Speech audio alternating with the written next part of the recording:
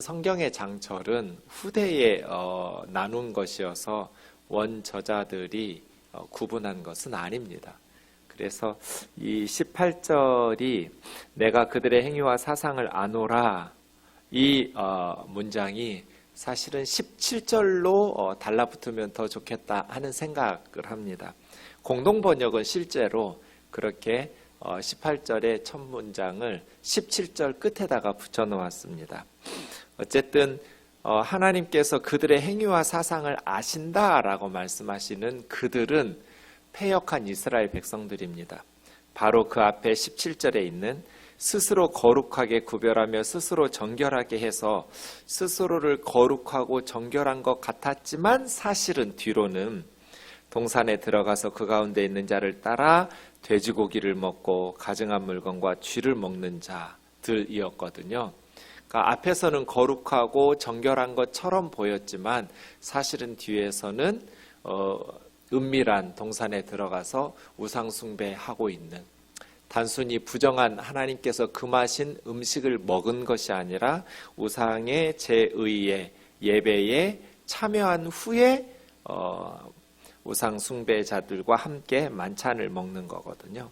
그래서 스스로 거룩하게 구별하고 또 정결하게 깨끗하게 한 것 같았지만 사실은 그 마음속에는 세속적인 탐욕과 성공에 대한 집착이나 그것을 위해서 심지어 우상 숭배까지 감행해내는, 하나님에 의해서 이 세상을 살아가려는 것이 아니라 하나님을 앞에서는 거룩하게 정결하게 섬기는 것 같았지만 뒤에서는 은밀하게 우상 숭배까지 혼합 종교죠. 해가면서 하나님을 섬기는 자들은 다 함께 망할 것이라고 말씀하시면서 그들의 행위와 사상을 하나님이 아신다 이렇게 말씀하시거든요. 그들의 행하는 것, 그리고 그들의 마음속에 계획하고 생각하는 것, 하나님께서 속지 않으시고 다 알고 계신다. 사람들 눈에는 거룩한 것 같았지만, 정결하고 깨끗한 것 같았지만 그건 사람들의 눈에 보이는 대로 속아 넘어갈 수는 있겠지만, 사람들은 속일 수 있을지 모르겠지만 하나님의 눈을 속일 수는 없다는 것이죠. 하나님은 그들의 가증한 것, 또 부정한 것들을 다 알고 계신다. 그래서 우리의 행위들, 그리고 우리의 생각들이 하나님 앞에서 온전한지 그렇지 않은지 하나님께서 말씀하시는 거죠. 이 첫 번째 문장이 17절에 따라 붙는 게 맞을 것 같은 생각이 들어요. 그 다음 때가 이르면 하나님께서 문나라와 언어가 다른 민족들, 이제 18절까지 17절까지는 유대인들 이야기였거든요. 그런데 미래에, 이게 이제 마지막 이사야서의 단락이잖아요. 이사야서의 마지막 메시지는 미래의 때가 이르면 언젠가 하나님께서 미래에 문나라, 모든 나라들, 그리고 언어가 다른 민족들, 그래서 이제 주님께서 모든 민족에게 복음이 전파될 때 다시 오신다라는 예언의 말씀을 우리는 언어를 주목하거든요.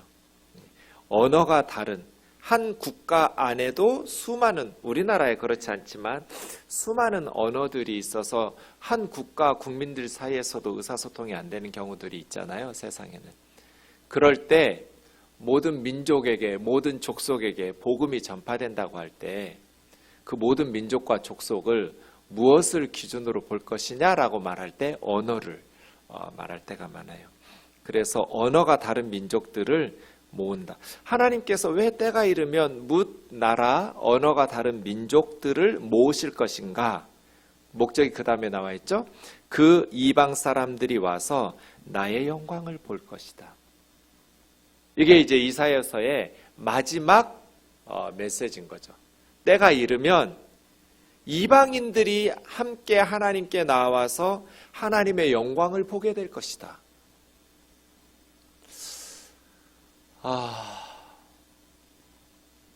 이 말씀을 이사야 시대의 유대인들이 믿었을까요? 믿을 수 있었을까? 그리고 이 말씀을 환영할 수 있었을까? 이해하지도 못하고 믿지도 못하고 기쁘게 환영하지도 못했을 것 같아요.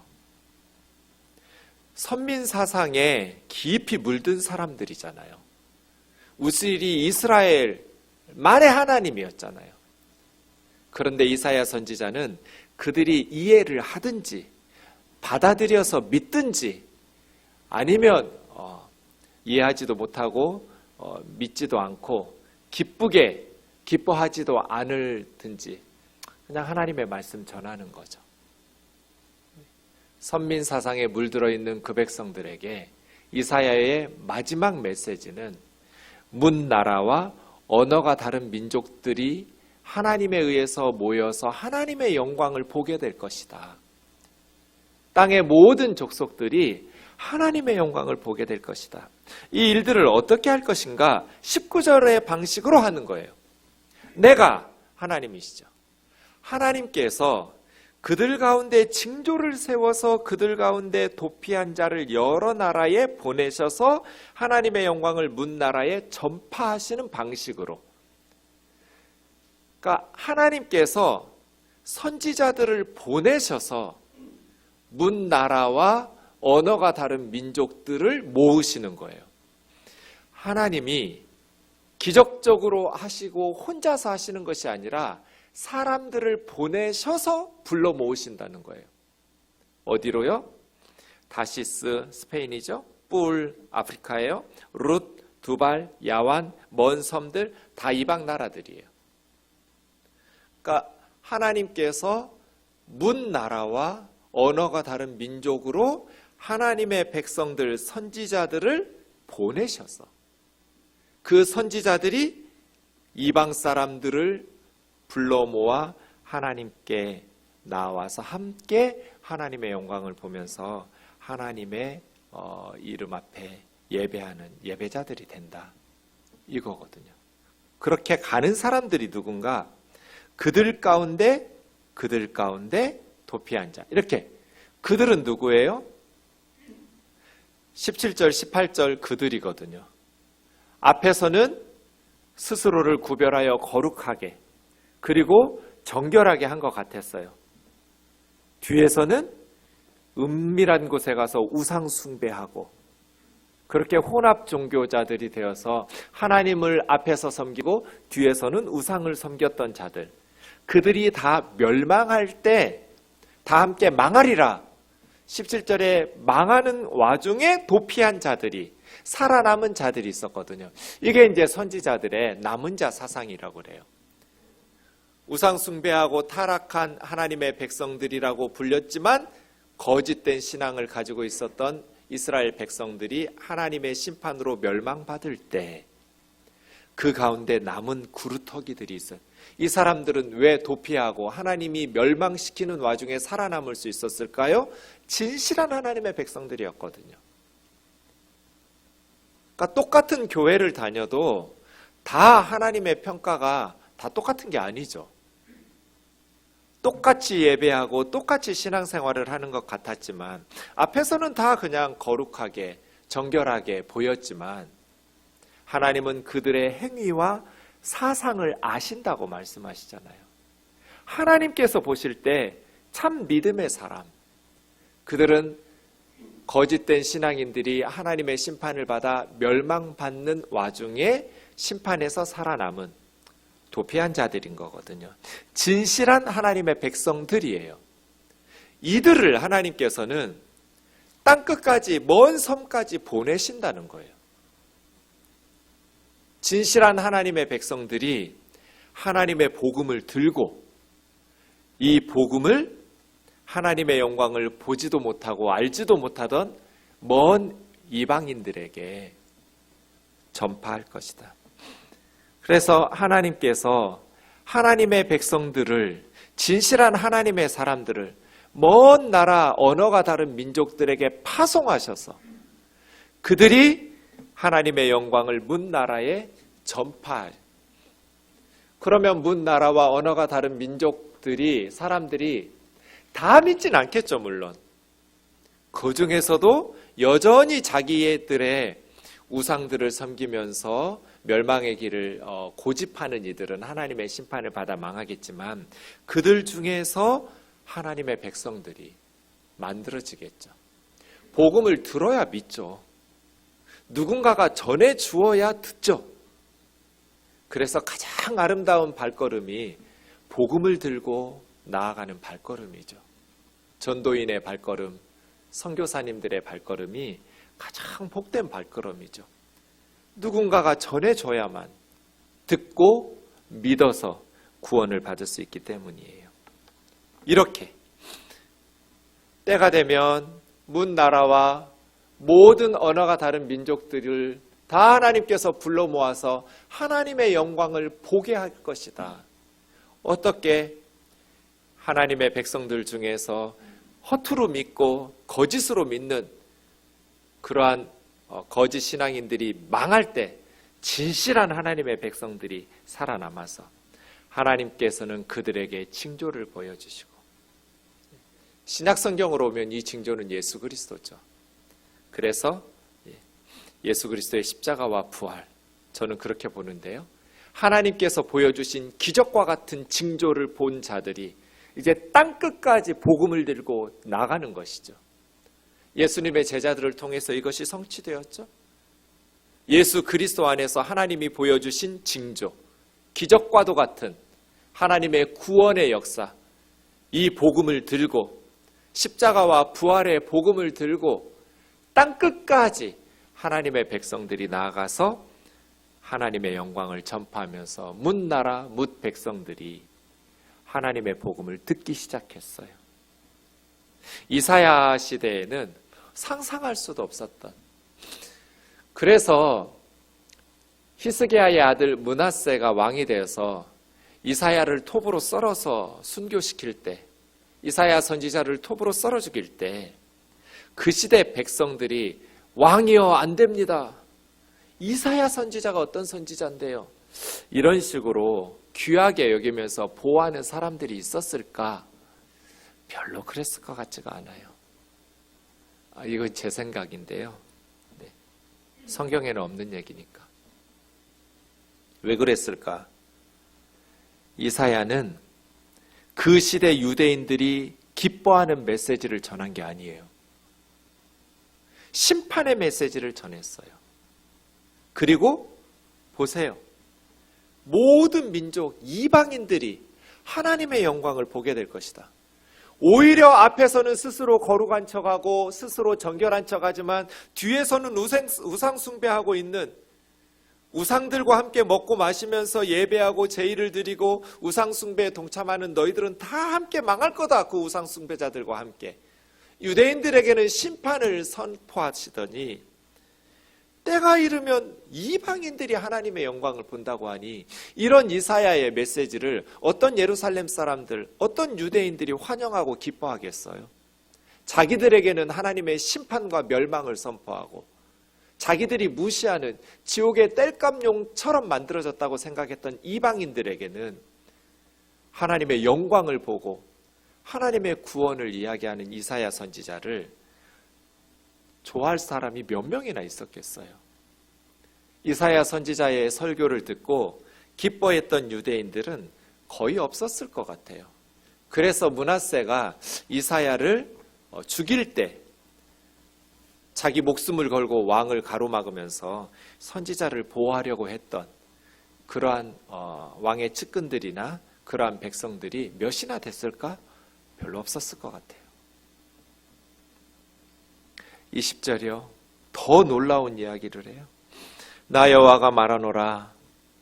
이것은 여호와 하나님의 말씀이다. 이스라엘 자손이 깨끗한 그릇에 예물을 깨끗한 그릇에 담아 여호와 집에 드림과 같이 최고죠. 이거는 하나님의 백성들이 하나님께 드릴 예물을 깨끗한 그릇에 담아서 하나님의 성전에 와서 드리는 것, 이거보다 더 귀한 것이 뭐가 있겠어요? 그들이, 여기서 그들은 앞에 19절에 선교사들이거든요. 먼 섬까지 다시스와 뿔과 수많은 이방 나라들에 가서 복음을 전한 그들이 너희 모든 형제를 이방인들이거든요. 그 외국에 가서 이제 형제 자매들을 문 나라에서 태워다가 여호와께 예물로 드릴 것이다. 지난 시간에도 잠깐 말씀드렸지만 하나님께서 기뻐 받으실 최고의 헌금은, 하나님께 우리가 드릴 수 있는 최고의 예물은 죽어가는 영혼들이다. 하나님의 복음을 들고 가서 그들에게 하나님의 영광을 전파해서 죽어가는 영혼들이 말과 수레와 교자와 노새와 낙타에 태워서, 지금으로 하면 버스에 아니면 승용차에 자전거에, 그렇게 아니면 걸어서 예배당으로 하나님의 집에 모여서 하나님 앞에 드려지는 그 형제 자매들, 구원받은 형제 자매들의 예물이 최고 하나님을 기쁘시게 할 수 있는 예물이죠. 복음을 들고 이방 나라로 갔던 선교사들이, 복음 전파자들이, 이스라엘 백성들이 깨끗한 그릇에 예물을 담아서 여호와의 집에 드리는 것처럼 이방인들을, 그런데 이방인이라고 안 불러요. 형제들이라고 불러요. 여기서 이사야는 유대인과 이방인의 장벽을 허물어 버리고 있어요. 그날이 되면 다 형제자매가 될 거다. 하나님 아버지 안에서 모든 인류가 한 가족이 됨을 회복될 거다. 원래 한 가족이잖아요. 아담과 하와의 자손이고 노아의 후손들이니까. 이 땅의 모든 백성들은 국적과 상관없이, 피부색과 상관없이, 언어와 상관없이 다 한 가족이니까 형제 자매잖아요. 때가 이를 것이다. 날이 이르면 이제 이 복음을 들고, 이것이 이스라엘의 사명이었어요. 하나님은 한 번도 이스라엘의 하나님이셨던 적이 없어요. 아브라함의 혈통만을 고집하신 적이 없어요.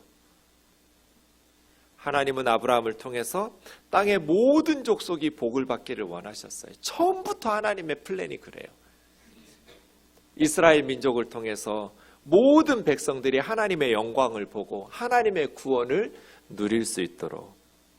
그러니까 이스라엘 백성들의 사명은 뭐냐면 제사장 나라 거룩한 백성이거든요. 시내산 언약을 맺을 때부터 출애굽기 19장에서 이스라엘은 제사장 나라예요. 제사장 나라. 제사장이 하는 일이 뭐예요? 하나님과 백성들 사이에서 백성들이 하나님을 잘 섬길 수 있도록 매개 역할을 하는 거잖아요. 어떻게? 제사장이 해야 될 역할이 두 가지예요. 하나는 예배를 인도하는 것, 제사를 집례하는 것, 그리고 율법을 가르치는 것. 이게 제사장의 가장 중요한 두 직무예요. 제사장 나라는, 그럼 이스라엘 백성들의 역할은 뭐예요? 하나님과 온 땅의 족속들 사이에서 제사장 역할을 하라는 거잖아요.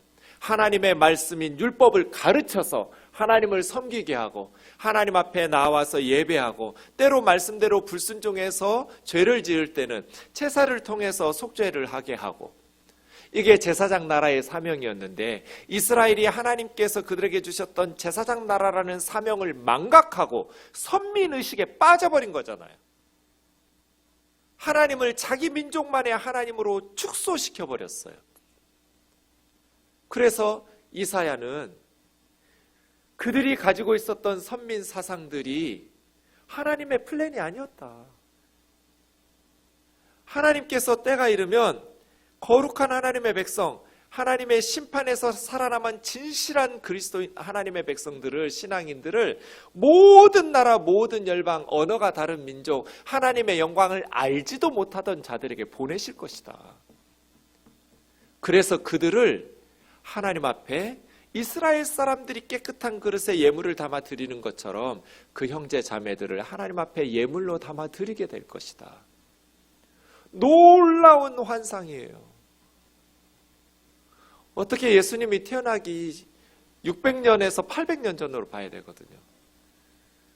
그렇게 800여 년 전에 800년 뒤에 일어난 일을 예언하냔 말이에요. 21절이요. 이건 더 놀라워요. 하나님께서 그 이방인들 중에 택하여 제사장하고 레위인을 삼는데요. 이사야가 죽기로 작정한 것 같아요. 이 말씀을 어떤 유대인이 믿겠어요? 이스라엘 사람들 중에도 제사장은 아무나 될 수가 없어요. 레위 지파만 될 수 있어요. 그런데 무슨 이방인을 데려다가 제사장과 레위인으로 세우시겠다는 이런 메시지를 어떤 유대인이 이해하고 받아들이고 믿고 기뻐하면서 환영할 수 있었겠어요? 이사야 선지자 미쳤다는, 말도 안 되는 소리라고. 왜요? 모세 율법하고 다르잖아요. 모세가 예언했던, 모세가 가르쳤던 하나님의 말씀하고 다르잖아요. 이스라엘 사람이, 우시야 왕이 왕이었음에도 불구하고 제사장 역할을 하려고 분양하려다가 죽는 날까지 문둥병에 걸려가지고 뒷방 늙은이로 살다 죽었잖아요. 유다 지파인데 레위 지파도 아닌 왕이 제사장 역할을 하겠다고 해서 하나님께서 심판하셨단 말이에요. 그런데 여기는 이방인들이잖아요. 유대인들 중에서도 레위 지파가 아니면 제사장의 역할을 할 수가 없는데 이방인들을 하나님께서 데려다가 제사장과 레위인으로 삼아서 하나님의 종으로 하나님의 예배를 집례하는 그러한 제사장으로 삼으시겠다라는 이 이사야의 메시지를 어떻게 받아들일 수 있냔 말이에요. 유대인들이. 예수님 태어나기 800년 전에. 저는 이해 못했을 것 같아요. 그런데 이게 이사야의 마지막 메시지예요. 때가 이르면 하나님께서 유대인과 이방인의 장벽을 허물어 버리실 거다. 더 이상 유대인도 이방인도 없는 모든 나라, 모든 언어, 백성들을 다 불러 모아서 하나님의 영광을 보게 할 것이다. 나의 영광을 보게 할 것이다. 22절은 이건 진짜 기도 제목이에요. 내가 지을 새하늘과 새 땅이 내 앞에 항상 있는 것 같이. 하나님 앞에, 하나님 눈앞에는 지금 뭐가 있어요? 장차 하나님이 지으실 새하늘과 새 땅이 있어요. 없어 본 적이 없어요. 항상 있었어요. 이게 하나님의 계획이에요. 하나님 눈앞에는 지금 이 순간에도 하나님께서 지으실 새하늘과 새 땅이 있어요. 아멘이죠? 반드시 새하늘과 새 땅이 올 거예요. 이 세상이 영원히 이런 방식으로 존재하지 않을 거예요. 주님이 다시 오시고 예수님 재림하실 때 처음 하늘과 처음 땅, 지금 우리가 디디고 살고 우러러보는 저 하늘과 이 땅은 다 사라질 것이고 하나님께서 지으실 새하늘과 새 땅이 시작될 거예요. 하나님 앞에 지금 새하늘과 새 땅이 항상 있어요.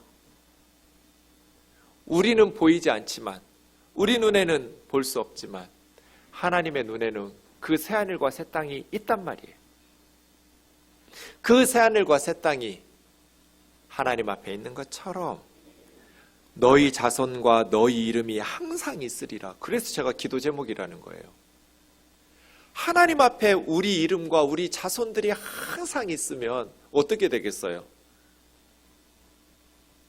하나님을 예배하고 그 다음 23절처럼 되겠죠. 우리 이름, 우리 자손들이 하나님 앞에서 뭐예요? 내 앞에 나와 예배하리라. 하나님 앞에 진노받을 사람들은 바깥 어두운데 내쫓길 것이고 바깥 어두운데 내쫓아라. 거기서 슬피 울면서 일을 갈 것이다. 그런데 하나님 앞에 있는 사람들은 뭐 하겠어요? 내 앞에서 나를 예배할 거라고.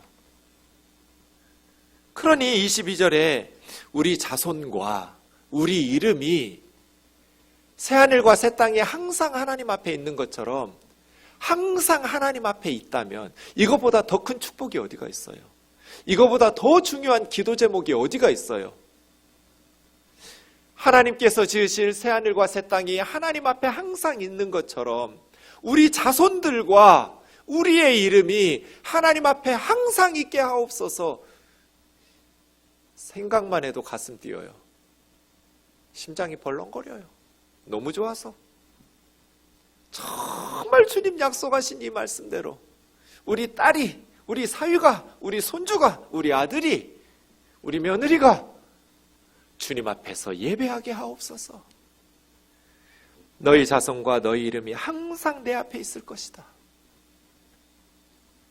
주님 앞에서 주를 예배하면서 새하늘과 새 땅에서 살아간다면 이 세상에서 힘들고 어려움 속에서 고난 속에서 박해받고 때로는 이사야처럼 순교당하고 그렇게 모진 고통을 당한다 해도 비교가 안 되죠.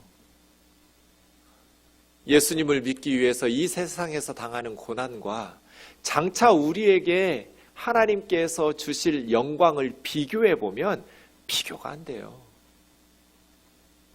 어떤 역경과 고난 속에서도 우리가 하나님의 영광을 바라보고 생각한다면 다 견뎌내고 끝까지 믿음을 지킬 수 있어요. 그래서 22절은 우리의 기도 제목이에요. 우리 자손이, 우리 이름이 항상 하나님 앞에 있게 하옵소서. 23절이요. 여호와가 말하노라 매월 초하루 월삭은 일쉬고 예배하는 날이에요. 매 안식일에는 일쉬고 예배하는 날이에요. 모든 혈육이 내 앞에 나와 예배하리라.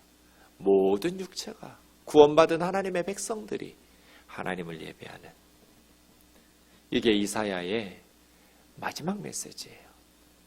24절 하나 덧붙여 놨어요. 그렇게 하나님 앞에 예배하는 자들, 이방에서도 모여서 하나님의 영광을 보는 자들이 있는 반면 하나님 앞에 패역한 자들은 심판을 받아서 시체가 될 것이고 벌레가 죽지도 않고 불이 꺼지지도 않는 모든 혈육에게 가증함이 되는 심판을 받을 자들이 있을 것이다 하면서 경고 하나 붙여놓고 미래의 예언을 하면서 마쳤어요. 우리가 4년 동안 수요일마다 이사야서를 이렇게 마무리하네요. 이사야의 마지막 환상은 정말 가슴이 뛰어요. 와, 어쩌면 그 시대에 이런 메시지를 선포할 수 있었을까? 시대를 뛰어넘었어요. 그런데 저는 이 말씀을, 본문을 묵상하면서 이사야서 6장 말씀 생각났어요. 이사야서 6장 8절부터 보시면 하나님의 음성을 이사야 선지자가 환상 속에서 들었어요. 하나님 말씀하셔요. 내가 누구를 보내며 누가 우리를 위하여 갈꼬. 그때 이사야가 내가 여기 있나이다 나를 보내소서 하나님 앞에 자원했어요. 너무나 안타까워하시는 하나님, 하나님의 백성들이 지금 망하게 생겼어요. 소는 주인을 알고 나귀도 주인의 구유를 아는데 이스라엘은 내 아들인데 아버지인 하나님을 몰라. 짐승도 주인을 알아차리는데 내 자식들은 나를 모르고 우상을 숭배하고 그렇게 선지자들 보내서 회개하고 돌아오라고 멸망의 길로 가지 말라고 외쳐도 들어먹지를 않아요. 그럼에도 불구하고 하나님께서는 내가 누구를 보내며 누가 우리를 위하여 갈꼬. 그 안타까운 메시지를 들은 이사야가 내가 여기 있습니다. 주여 나를 보내주십시오. 자원을 해요. 그러면 9절 10절은 어떤 메시지가 나와야 돼요? 그래 고맙다 이사야야 힘내라 내가 너와 함께 갈 테니까, 이런 어떤 격려의 메시지가 나올 것 같은데 9절 10절은 그러지 않았어요. 그래 가서 이 백성에게 전해라. 이 백성이 어떤 백성이에요? 목이 뻣뻣한 백성이에요. 하나님께 돌아오지 않는 교만하고 배역한 배반한 백성들이에요. 그들에게 가서 너희가 듣기는 들어도 깨닫지 못하고 보기는 보아도 알지 못하리라고 해라. 이사야한테 이런 메시지 전하래요. 들었는데 깨닫지 못하고 보았는데 알지 못하도록. 아니 내가 여기 있나이다 나를 보내소서 하고 자원하셨으면 용기를 불어넣어 주셔서 잘 사역할 수 있도록 격려하셔야 될 것 같은데 하나님은 이사야에게 정반대의 이사야가 전혀 예상치 못했을 것 같아요. 그래서 이 백성의 마음을 둔하게 하고 그들의 귀가 막히게 하고 그들의 눈이 감기게 해라. 염려하건대 눈으로 보고 귀로 듣고 마음으로 깨달아 다시 회개하고 돌아와서 고침을 받을까 하노라. 이런 것을 반어법이라고 해요. 반어법. 하나님께서 진짜 이스라엘 백성들이 눈으로 보고 귀로 듣고 마음으로 깨닫고 회개하고 돌아와서 고침을 받을 것이 두려웠고 염려되었으면 선지자를 왜 보내셨겠어요? 그냥 가만 내버려 두다가 심판하고 멸망시키시면 될 텐데. 반어법이죠. 아들이 계속 게임만 해요. 엄마가 반어법으로 이렇게 말하죠. 우리 아들이 정신 차리고 게임 끊고 공부 열심히 해서 훌륭한 사람이 될까 봐 두렵네. 그럼 뭐 하라는 거예요? 정말 그게 두렵다는 거예요? 제발 정신 차리라는 얘기잖아요. 반어법이에요. 마음을 둔하게 하고 귀가 막히고 눈이 감기게 해라. 염려하건대 눈으로 보고 귀로 듣고 마음으로 깨닫고 돌아와서 고침을 받을까 두렵다. 너무나 엉망이니까, 그들의 영적 상황이 너무나 엉망이니까 하나님께서 이렇게 말씀하신 거거든요. 제발 내 백성아, 내 자식들아, 정신 차리고 회개하고 돌아와서 내 말을 들어라. 들었을까? 안 들었을 것 같아요. 들었으면 선지자를 톱으로 썰어 죽이겠어요? 그래서 선지자적 비관주의라고 말해요. 선지자적 비관주의. 선지자들은 자신들의 가르침이 받아들여지지 않을 것을 알았어요. 이사야는 알았어요. 이미 6장에서 가르쳐 주셨어요. 이렇게 엄청난, 막 제가 지금 몇 번째 말하잖아요. 심장이 벌렁거린다고. 상상만 해도 가슴이 뛰는 유대인과 이방인의 장벽이 허물어지고 땅의 모든 백성들이 하나님의 영광을 보면서 하나님을 예배하고 그들이 하나님 앞에 깨끗한 예물이 되어서 바쳐지고 그들 중에 제사장과 레위인들이 나오고 그들을 통해서 하나님께서 예배를 받으시는, 이 얼마나 가슴 뛰는 비전이에요.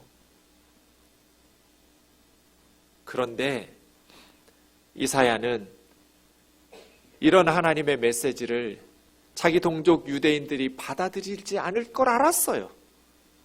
이해하지 못할 줄 알았어요. 귀가 막히고 눈이 감기고 마음이 둔해서 깨닫지 못할 줄 알았어요.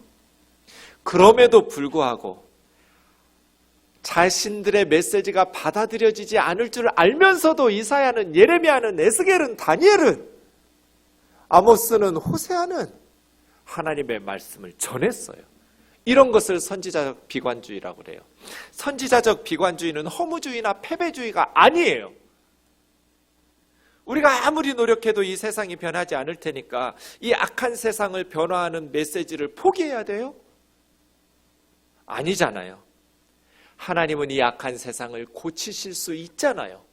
하나님께서 역사에 개입하시는 순간, 하나님의 은혜를 부어주시는 순간, 성령의 은혜를 부어주시는 순간 인간들이 자신들의 악한 것들을 회개하고 울면서 주님 앞에 나와서 회개하고 새로운 인생, 새로운 역사가 시작될 거잖아요.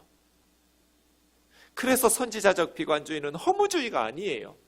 패배주의도 아니에요. 궁극적으로 하나님께서 이 땅을 새롭게 하실 구원을 믿기 때문에 내 눈에 보이는 사람들이 받아들이든지 받아들이지 못하든지 이해하든지 이해하지 못하든지 선지자는 꿈을 꾸면서 하나님이 주신 말씀을 그대로 전하는 거예요. 이게 선지자적 비관주의예요. 이 땅의 사람들이 받아들이지 않으면, 성도들이 받아들이지 않으면 전하지 말까요? 아니요. 그래서 말씀 사역자들은, 기도하는 이들은 세상 사람들로부터 뜬구름 잡는다고, 이상주의자라고, 현실성이 없다고 비난받는 게 맞는 것 같아요. 이게 무슨 현실성이 있어요, 이사야의 메시지가. 도저히 용납할 수도 없어요. 어떻게 이방인들이 제사장이 돼요? 어떻게 이방인들이 레위인이 돼요? 어떤 유대인이 이것을 용납하고 아멘하고 은혜 받으면서 받아들이겠어요? 그럼에도 불구하고 하나님이 주신 말씀 그대로, 세상의 기술과 지식이 발전하니까 이 세상이 좋아질 거야, 이런 세상식의 낙관주의가 아니에요. 하나님께서 역사에 개입하시면 이 땅을 새롭게 하시고 정의와 평화가 입맞추는, 어린 양과 사자들이 함께 뛰놀고 어린이가 독사굴에 손 넣고 장난쳐도 물지 않는, 해됨도 상함도 없는 하나님께서 이 땅에 은혜를 베푸시면, 하나님께서 이 땅에 은혜를 베푸시면, 말씀을 준비하면서 저는 두 가지가 생각났어요. 그건 저의 오래된 기도 제목이고 날마다 하는 기도 제목이고 저의 꿈이거든요. 하나님께서 이렇게 역사에 개입하셔서 내 기도를 들어주시면 좋겠다. 하나는 북한이고 하나는 교회예요. 제 인생에는 이 두 가지가 늘 가슴에 응어리처럼 얹혀 있으니까. 북한과 교회. 저 북한의 동포들이 유물론을 버리고 살아계신 하나님을 섬기는 하나님의 백성, 우리 민족이 하나님 섬기는 민족이 될 수 있을까? 저 악하고 부도덕한 김정은 정권이 무너지고 하나님을 제거시킨 저 땅에 복음으로 새로워지는, 그래서 이 복음이 남쪽에서부터 북한을 통과해서 중앙아시아로, 유럽으로, 중동으로 온 열방에 선교하는 민족으로 주님 다시 오실 길을 예비할 수 있을까? 1903년 원산에서 1907년 평양에서 대부흥운동이 일어났던 것처럼 저 북녘의 동포들 중에 성령의 바람이 불어서 대부흥운동이 일어날 수 있을까? 현실 속에서는 꿈꾸는 것 같지만 포기할 수 없는 꿈, 멈출 수 없는 기도 제목이에요. 교회, 한국 교회가 지금 이렇게 손가락질 받고 있지만 김구 선생님이 말씀하셨던 것처럼 경찰서 10개 짓는 것보다 교회당 하나 짓는 것이 낫다. 이렇게 한국 교회가 다시 역사의 희망으로 등장할 수 있을까? 안 믿는 세상 사람들이 교회를 향해서 너희가 이 민족의 희망이라고 말하는 날이 다시 올 수 있을까? 하나님께서 은혜를 베푸시면, 하나님께서 은혜를 베푸시면